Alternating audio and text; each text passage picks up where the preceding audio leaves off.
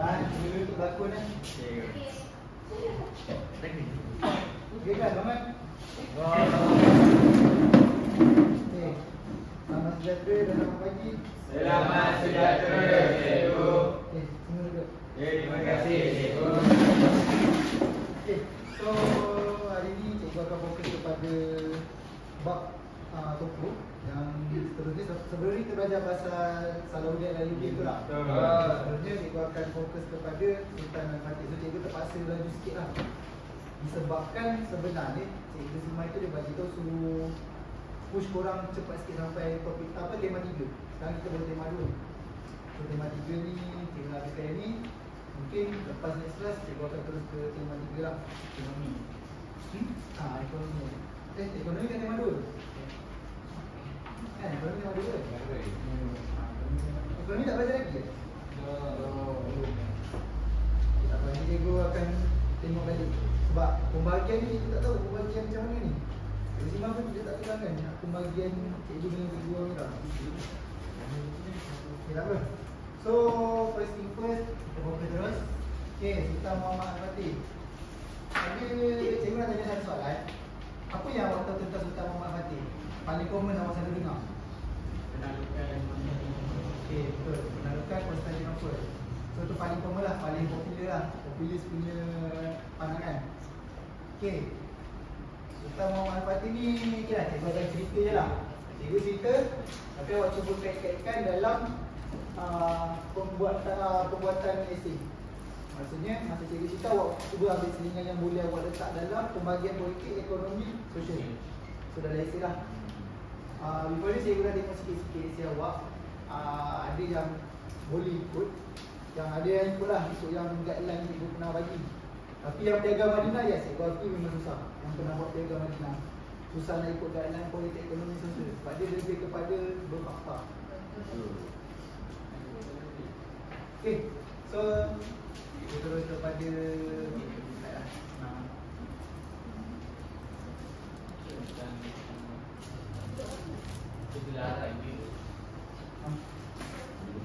nampak tak? Ini okey kan? Ini kan? Okey. Dia macam ni senang cerita.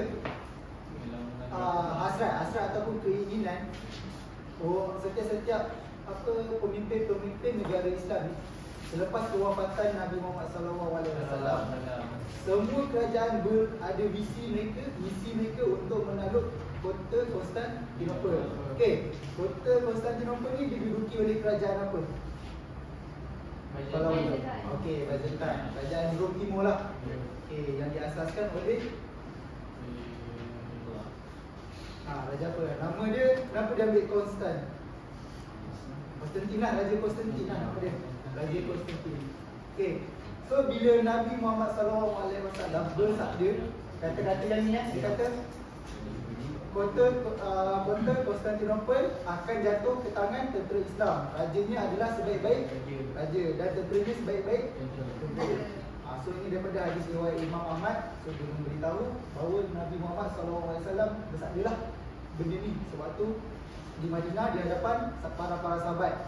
Jadi selepas kewafatan kita boleh lihat kerajaan-kerajaan Khalifah Ar-Rashidin, kerajaan-kerajaan apa lagi yang berturutan, Umayyah, lepas tu Abbasiyah, betul lah, kerajaan Fatimiyah dan sebagainya, Mamluk dan sebagainya, semua ada visi mereka nak cuba menakluk Konstantinopel.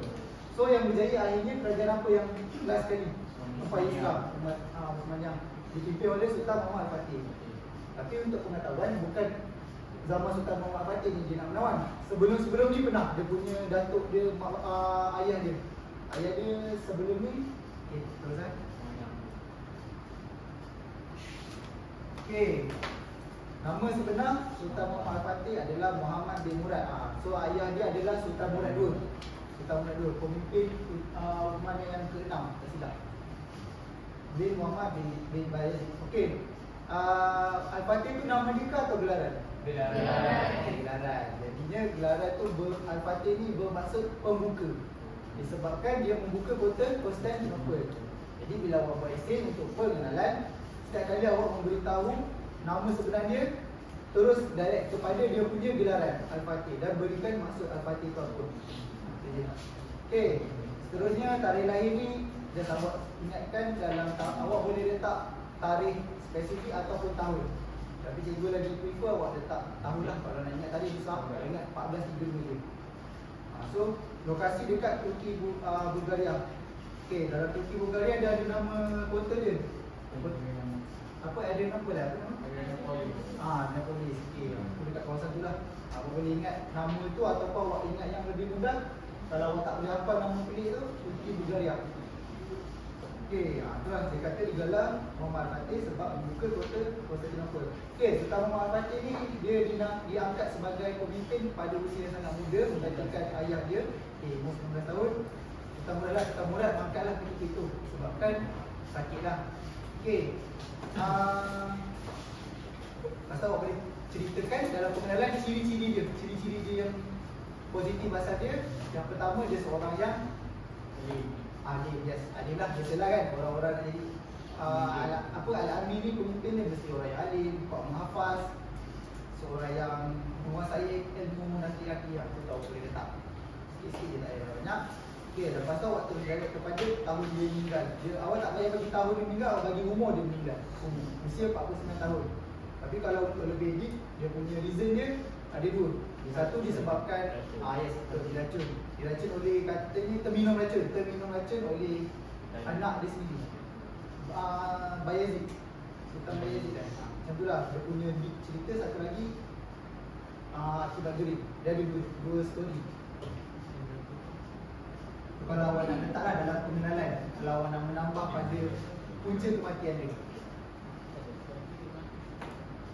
Okey, so untuk bahagian tokoh ni kita mesti menceritakan tentang sumbangan setiap tokoh.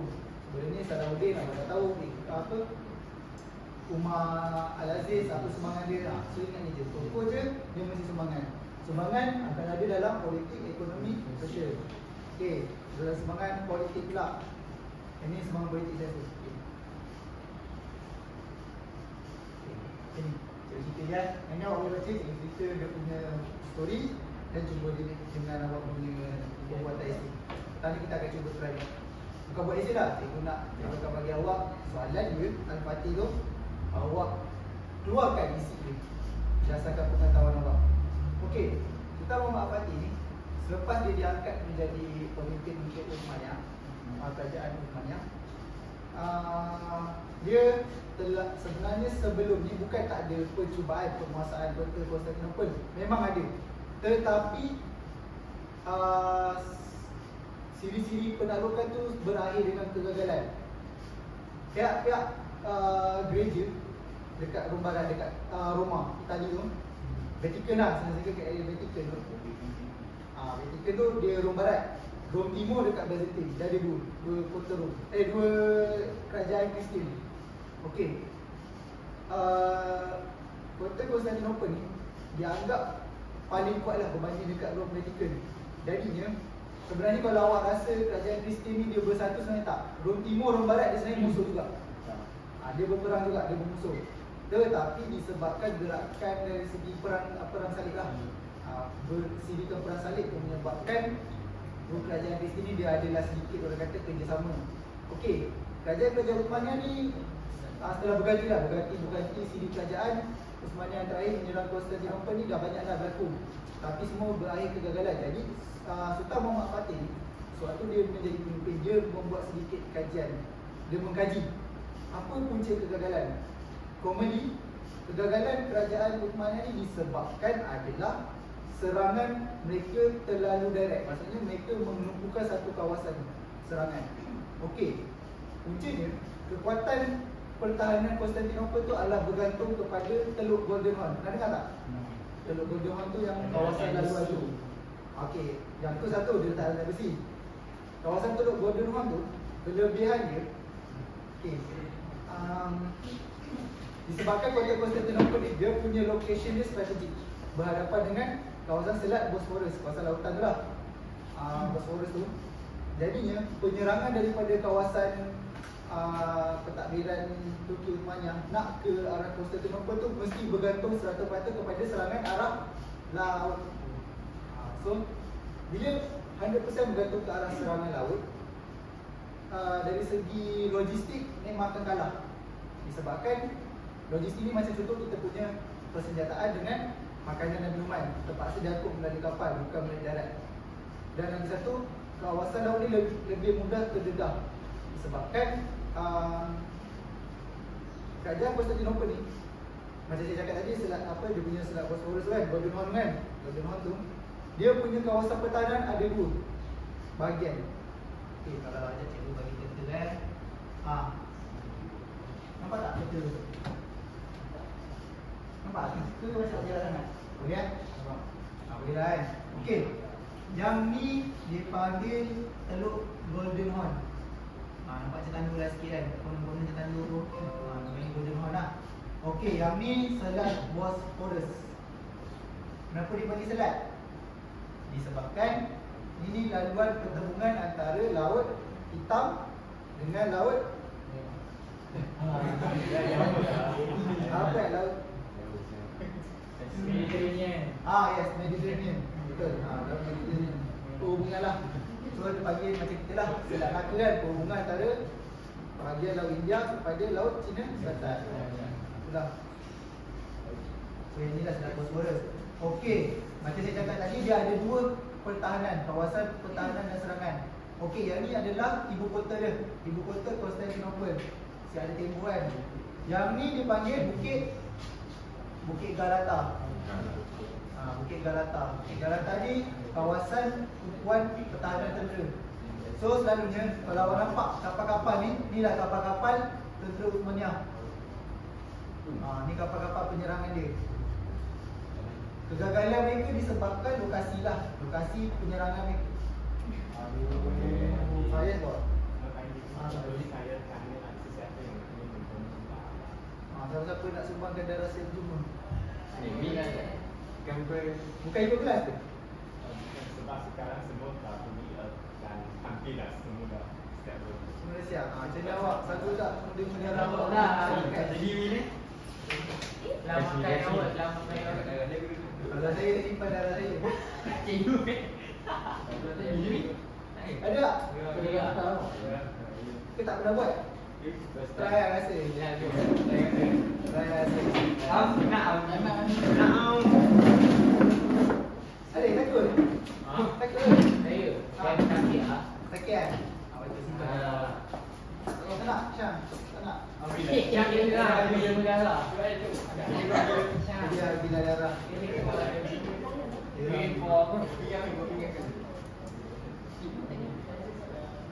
Memang bongsi je tu. Sikit Johnny. Cikgu nak dulu kena masa orang cakap. Buat paksa. Kena paksa. Kena paksa. Itu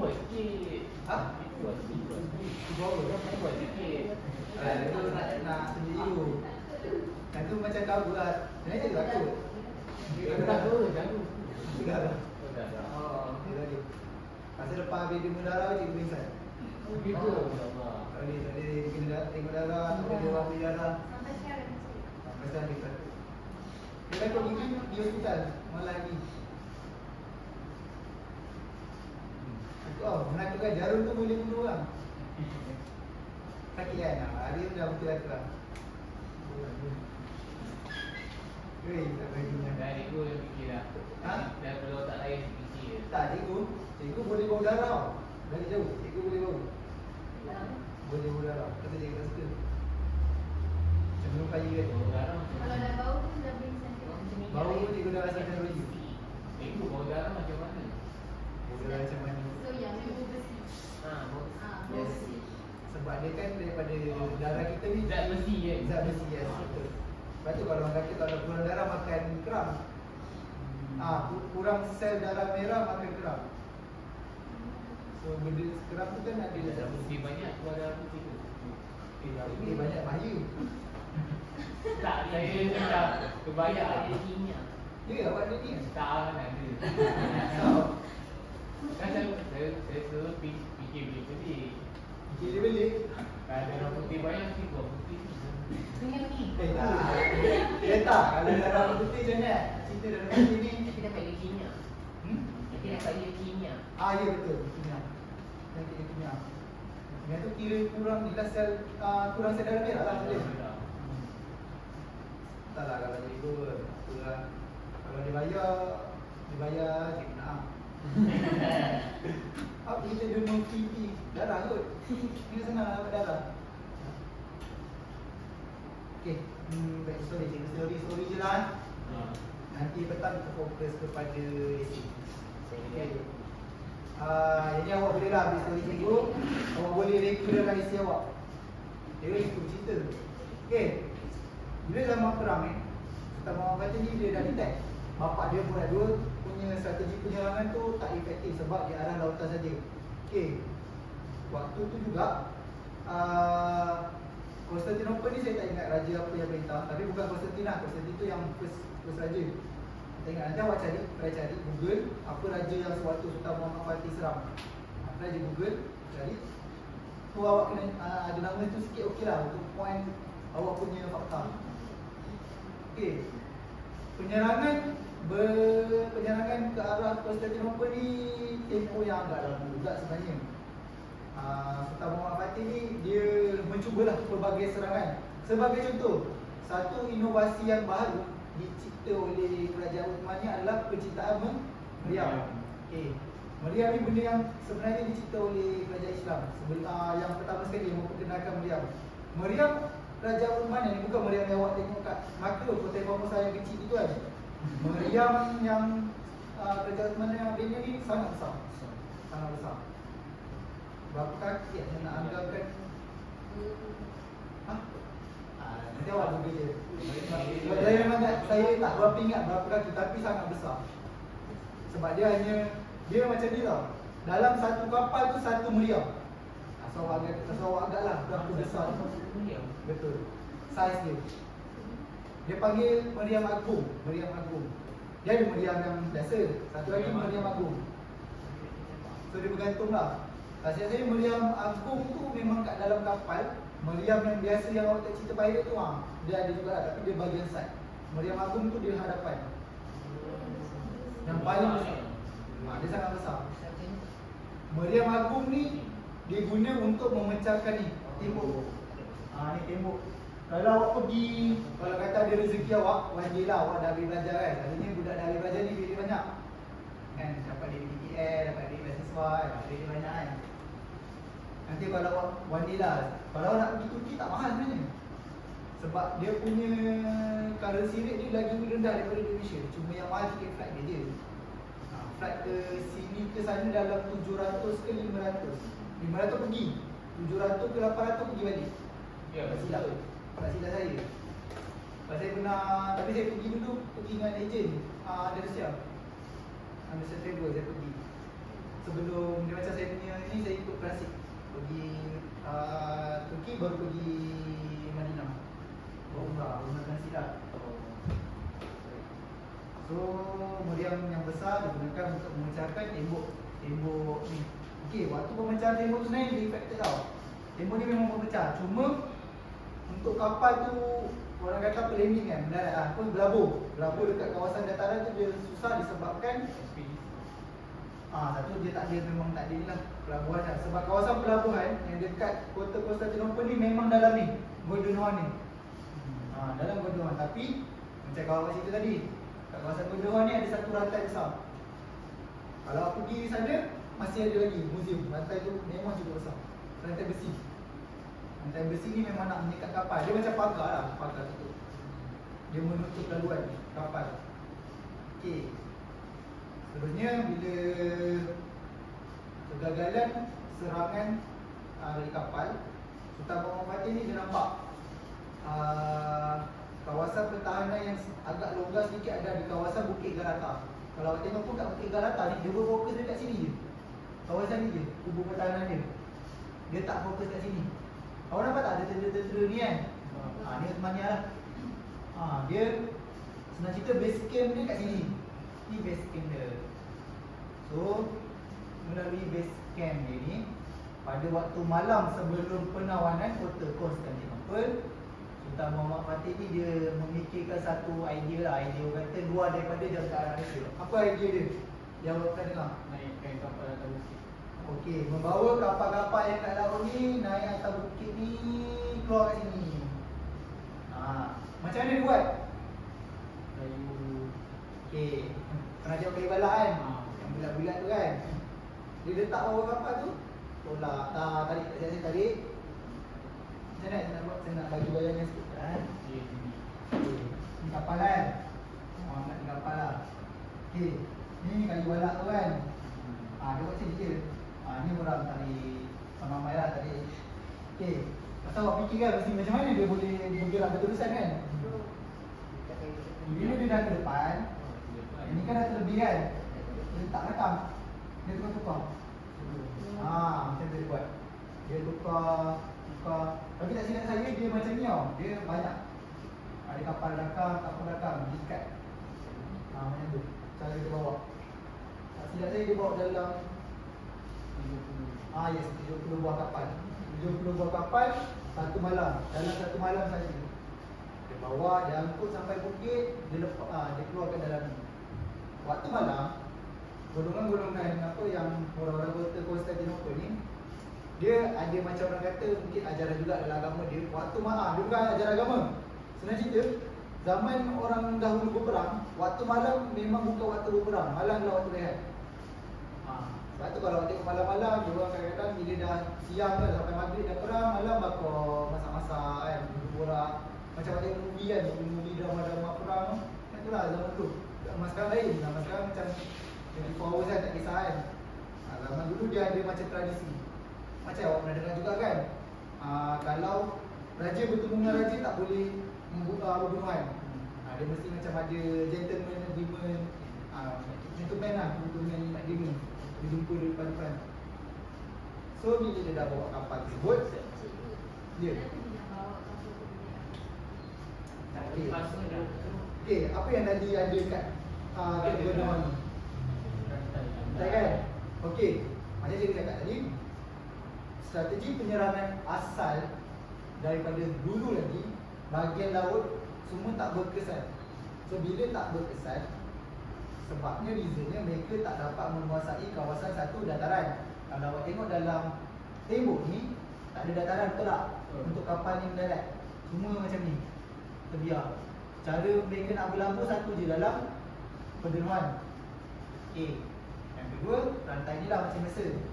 Waktu perang memang Konstantinopel dia memang kunci 100% kawasan ni. Dia stop lah pelabuhan, dia stop perdagangan semua. Rantai ni dinaikkan. Dia yang menarik, macam mana dia boleh pasang rantai ni. Okey. Macam ni saya nak gambarkan kan. Ini rantai. Okey. Ni dataran kan. Ni dataran. Itulah dataran-dataran kan. Okey. Rantai ni dia memang dalam ada. Dia macam kira macam contoh kan. Okey, waktu siang saya nak berdagang. Saya nak buka pintu. Macam saya nak buka pintu pagar pagi-pagi. Dia macam ada satu macam mana? Macam cakap. Dia dah ikat satu pancang batu kat sini.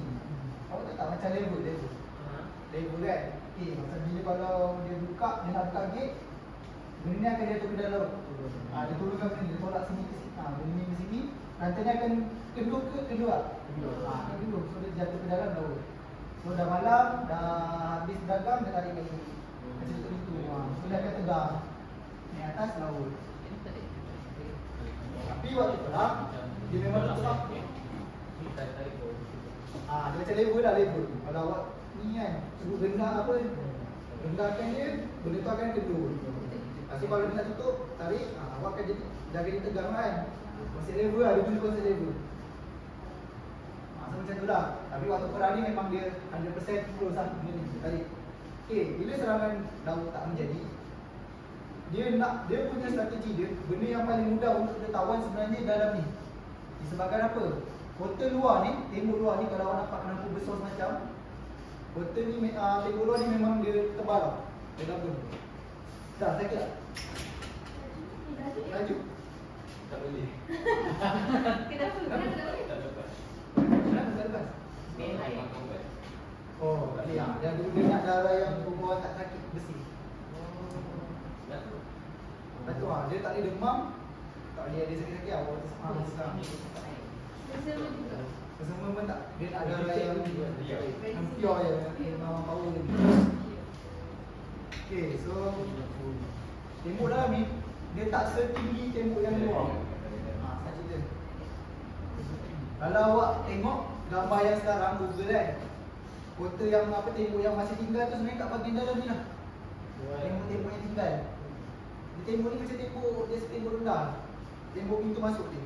Yang ni yang tembok pertahanan betul. Yang luar. Sebab kat luar ni commonly memang kawasan serangan meriam lah, meriam kapal-kapal. Okay. Bukan kan, yang tinggal, tembok yang tinggal sekarang kat luar ni, Galata ni. Yang ni dah tak ada. Tembok Galata yang tinggal.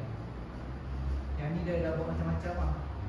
Okay, malam tu bila dia mengalihkan kapal, dia terus jatuh kat sini. Kalau awak nampak ni macam batang kayu ke apa, dia macam ni. Macam ni lah. Ni meriam, ni meriam.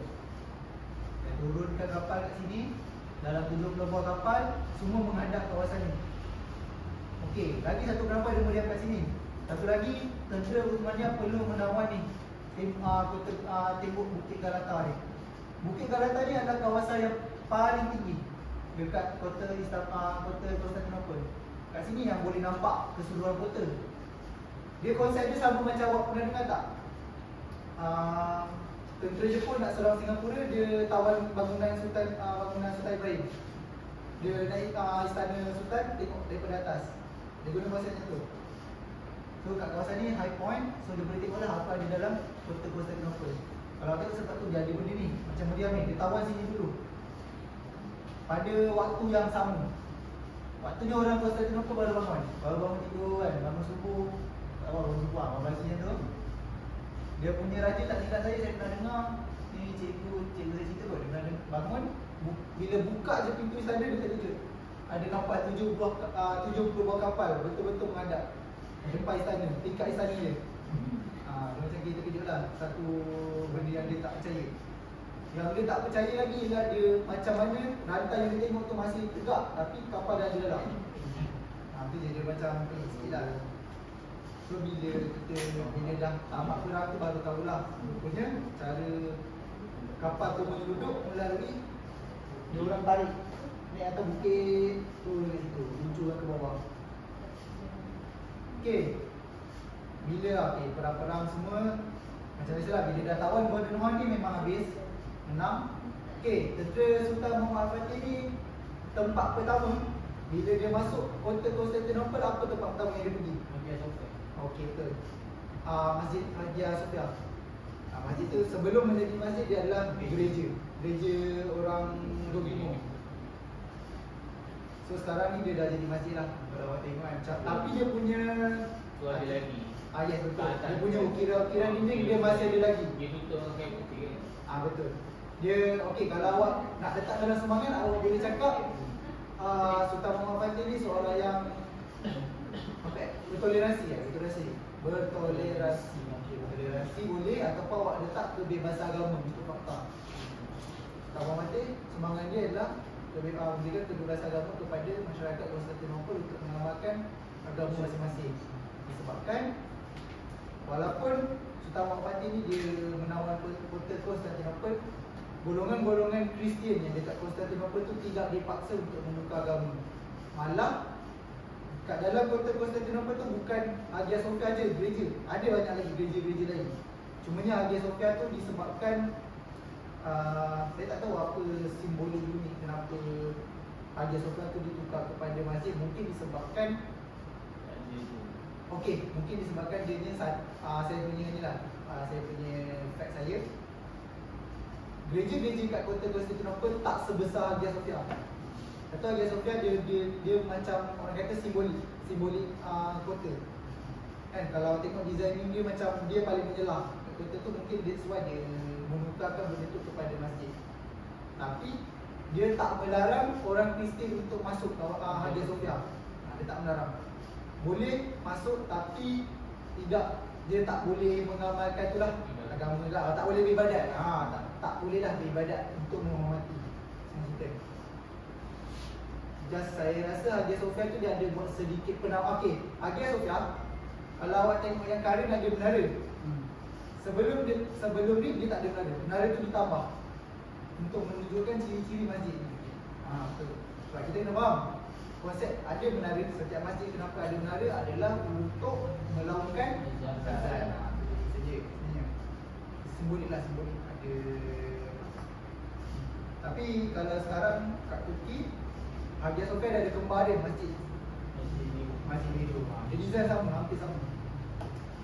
Tapi yang sekarang Hagia Sophia lah. Sekarang dulu kalau dulu selepas zaman Republik Turki kan, nama Atatürk ni dia tutup masjid, dia tukarkan Masjid Hagia Sophia kepada muzium. Gaung azan tak dibenarkan dan apa-apa aktiviti keagamaan tak dibenarkan. Tapi sekarang zaman Presiden Turki, zaman Erdogan ni dah boleh dah. Hagia Sophia dah jadi masjid balik, functional balik jadi masjid. So kat situ awak dapat tengok ada gaung azan dan sebagainya lah. Okay, semangat yang seterusnya tadi kebebasan agama. Semangat yang seterusnya dari segi infrastruktur lah. Boleh ceritakan infrastruktur dia membangunkan sistem saliran dekat Konstantinopel, membina pasar-pasar lah untuk kegiatan ekonomi, membina pusat-pusat perubatan, hospital dan sebagainya. Itu common lah. So bila awak berceritakan tentang sumbangan, kita akan pergi kepada ekonomi dan sosial. Okay, sosialnya awak akan cerita berkaitan dengan pendidikan first. Ingat, pendidikan. Kedua, kesihatan. Yes, benda tu je. Benda tu yang akan common dalam sosial. Kalau awak tengok dalam buku tahu apa dia? Dan kita tahu sumbangan dia. Okay, dalam pendidikan, dalam sosial, awak mesti menceritakan tentang pendidikan. Yang kedua berkaitan dengan kesehatan. Itu je lah. Okey. Okey, untuk pendidikan, apa yang boleh membuatkan sistem pendidikan tu terwujud? Apa yang dia kena buat untuk memastikan sistem pendidikan tu wujud dekat kota Konstantinopel? Dia bina apa? Madrasah. Betul. Maktabah, pusat lah. Pusat-pusat ilmu dan sebagainya. Itu je, awak ceritakan je. Lepas tu, pendidikan masjid mesti dah function ke tak? Awak ceritalah masjid sebagai apa? Masjid sebagai pusat ilmu agama.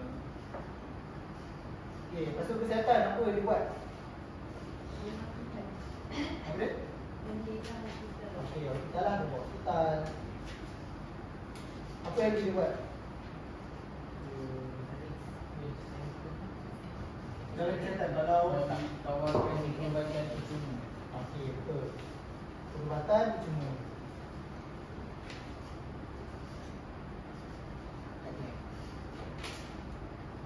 Macam tu je. So nanti awak uraikan lah, awak uraikan sosial ni awak menambah-nambah sikit. Kalau kata awak tak jumpa fact dalam buku ni, awak guna fact awak. Fact awak. Kat sini lah, pendidikan di mana? Pendidikan awak boleh kata pendidikan apa dia utamakan, pendidikan agama. Lagi satu, tak silap-silap dalam pendidikan pun dia ada menyelitkan elemen kejuruteraan. Kemahiran penciptaan meriam. Kita kena ingat Turki Uthmania ni kemahiran utama dia yang menyebabkan dia unggul dalam peperangan adalah kemahiran mencipta senjata dan meriam. Kau boleh cerita. Nanti bagilah, tak saya meriam tu dia ada nama tau. Dia awak try Google, meriam tu dia ada nama dia. Nama-nama spesifik dia. Tadi saya bagi contoh meriam agung. Tu nama common lah. Dia ada nama spesifik dia. Okey, untuk ekonomi. Dalam kerajaan Uthmania, apa paling common dalam ekonomi? Dia akan bina apa? Buat apa? Monopoli barangan. Okey. Monopoli barangan. Okey, memperkenalkan mata wang. Okey, yang ni yang baru kan? Orang boleh letak memperkenalkan mata wang.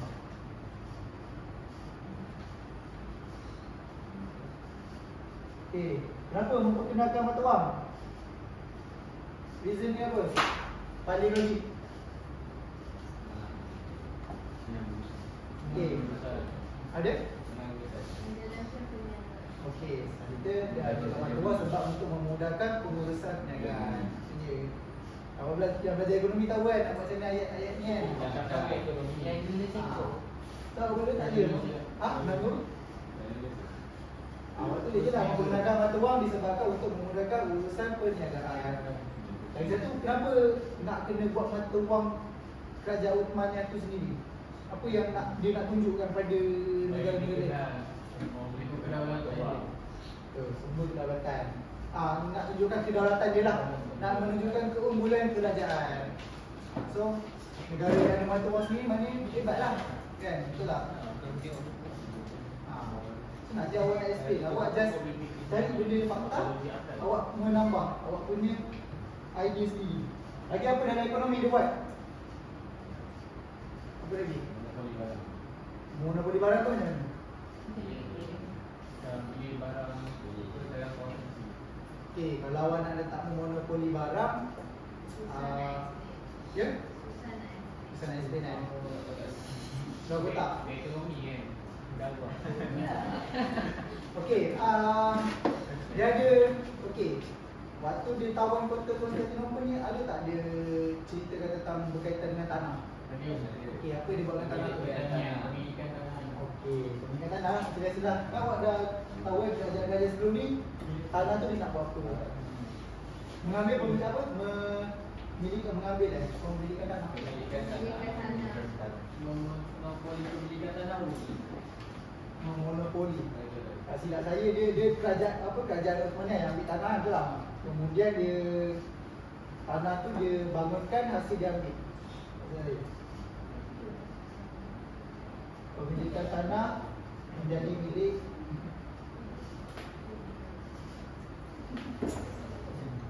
kerajaan lah. Okey, lepas tu dengan tanah tu dia buat apa? Dia buat pertanian. Bukan pertanian.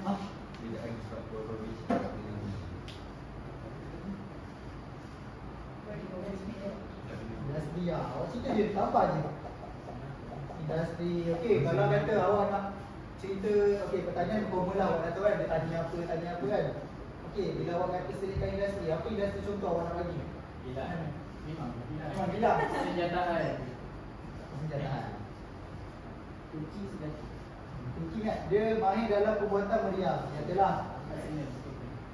Okey, awak pergi kedai kat Bandar Muar. Kat ni kan, apa baik-baik kat Bandar Muar ni, apa yang benda yang ada kaitan dengan nama Turki sikit? Kapet. Kapet. Benda Kapet. Kapet. Ada Turki. Kapet. Kapet. Apa lagi? Kapet. Jaga. Tekstil. Tekstil. Kain lah. Tekstil, kain lah. Itu je lah. Contoh untuk industri apa? Senjata, kapet, tekstil. Satu lagi. Ya? Industri. Perdagangan boleh? Boleh. Kita settlekan industri. Apa lagi? Apa lagi industri yang dia boleh buat? Dia dah kapet, tekstil. Apa lagi industri yang dia boleh buat dalam ekonomi?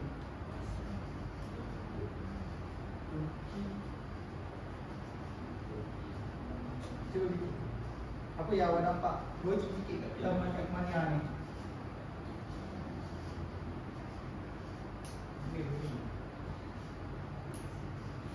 Design. Senjata lah, senjata. Kalau tak ingat tak apa lah, yang ni lah boleh je. Kapet, tekstil, senjata.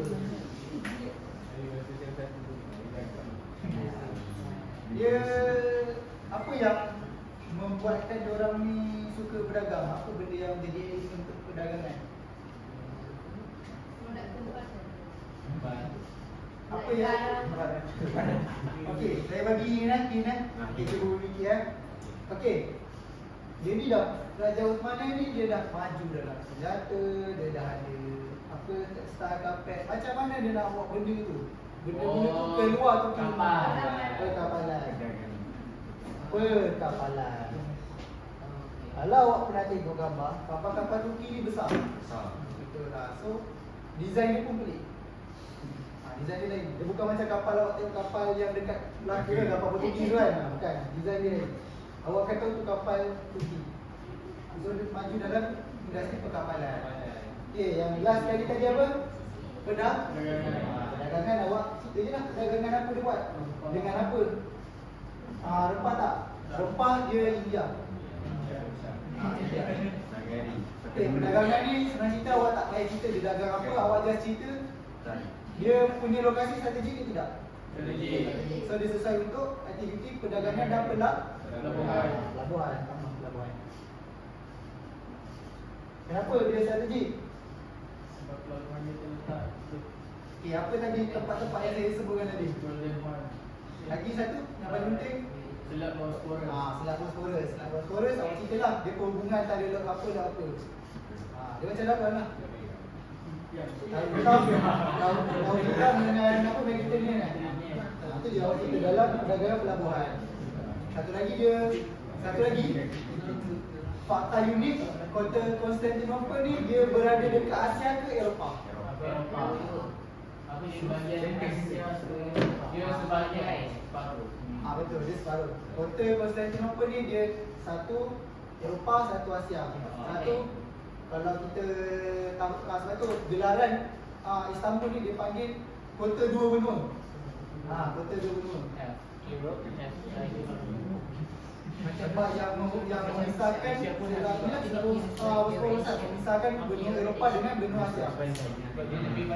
Tapi yang dekat kota betul-betul ni, kota-kota ni yang Istanbul ni betul-betul kat Eropah, di bahagian Eropah. Yang Istanbul lagi satu seberang dia dekat Asia. Jadi dua. Dan kalau awak pergi Turki, kota Istanbul tu dia ada dua. Istanbul Asia, Istanbul Eropah. Dia nak menghubungkan Asia dengan Eropah, satu laluan jambatan. Satu lagi laluan bawah tanah, bawah laut. Terhubung bawah laut. Dia ada dua laluan. Di Asia, yang terhubung bawah laut tu di Asia. Dia ada dua laluan nak menghubungkan Eropah dengan Asia. Kalau dulu jambatan atau lalu feri.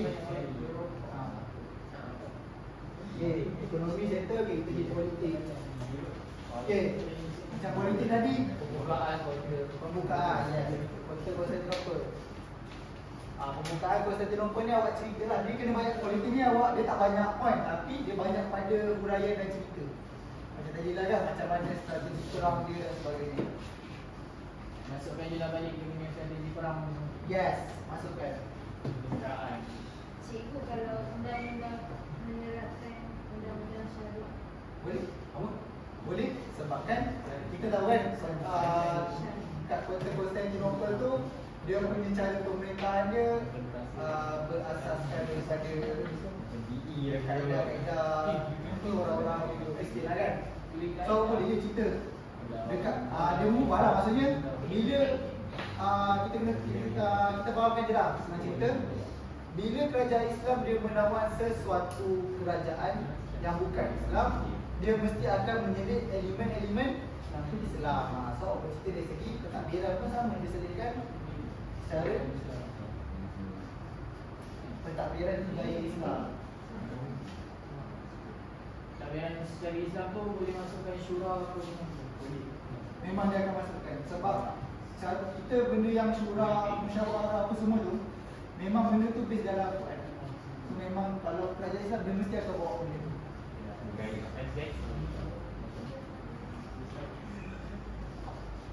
Awak dah dapat kan? Awak dah dapat kan? Cuma awak belum tahu cara nak keluarkan balik. Okay, lagi apa lagi dalam politik yang awak boleh selit? Ni kan? Dalam poin buku ni je. Sebab dia kata politik ni dia awak akan lebih banyak bercerita strategi dia perang macam mana. Hapuskan kerajaan-kerajaan Islam. Boleh. Tu dia dah side di mana okey, yang menghapuskan kalau dalam buku nota awak menghapuskan kerajaan-kerajaan kecil tu adalah sewaktu sebelum dia menawan Konstantinopel. Sebelum. Kenapa dia tawan kerajaan-kerajaan kecil tu? Okey. Macam mana? Ada idea kenapa dia tawan dulu? Melemahkan dulu apa? Lagi? Okey, melemahkan ni lah orang kata rakan sejawatan dosa jumpa tu. Okey, apa lagi? Tambah bilangan tentera. Tambah bilangan. Dia kan bila awak tawan satu kawasan, dia akan automatik jadi awak punya Kawasan. kan. Tentera kan. Dia akan join lah. No choice. Okey, yang ketiga. Apa? Dia nak kesalahan lagi Wilayah. kawasan dia yang perlu dengan Okey, betul. Oh, betul. Apa? Awak dah ada idea sebenarnya. Idea dia betul, sama, semua sama. Tak boleh main ni. Kalau keluar Al-Fatih awak berhasil aja. Tapi dia akan suka keluar Al-Fatih dengan saudara Budi. Aziz. Tu dia ada dia akan dalam tema tu dia akan keluar dua soalan. Dia suka main kat situ lah. Yang Khulafaur Rashidin dengan yang ni. Aziz tu Umar bin Aziz. Ada tak ada Umar? Aziz dan Aziz ni. Umar Awan bin ni. Aziz. Awan. Lain. Umar datang.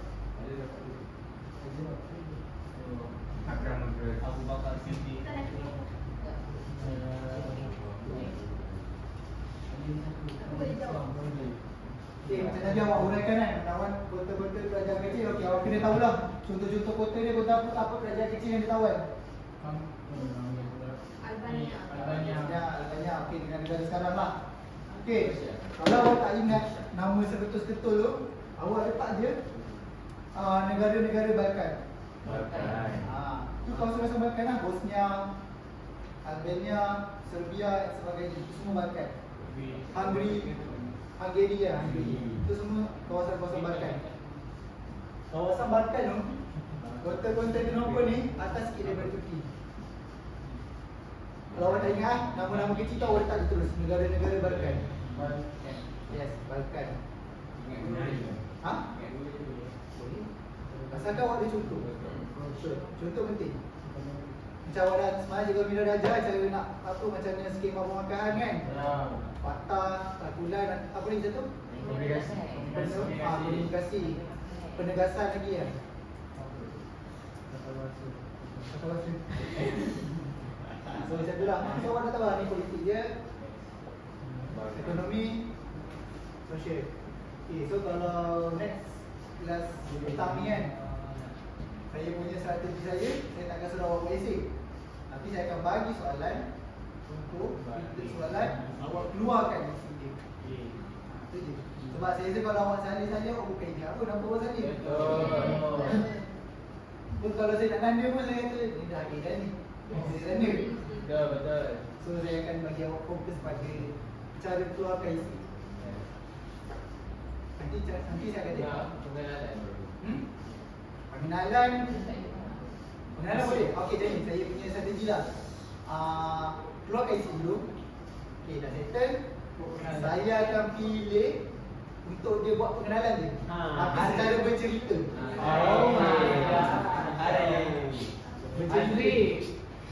Pengenalan senang. Pengenalan ni awak kena hafal nama tokoh, tarikh lahir, tempat lahir, ciri-ciri dia. Kalau ada gelaran, dan mati ada.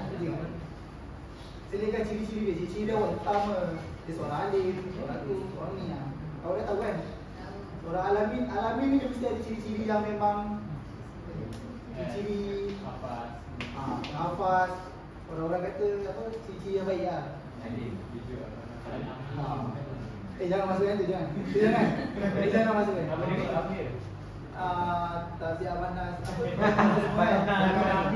Jangan masuk. Tu spesifik kepada sifat-sifat Nabi Muhammad. Dia tak boleh masuk. Awak nak ambil gambar? Kita dah ambil dah. Kita dah kerja dah. Yang penting awak dapat cara nak urai. Masuk je.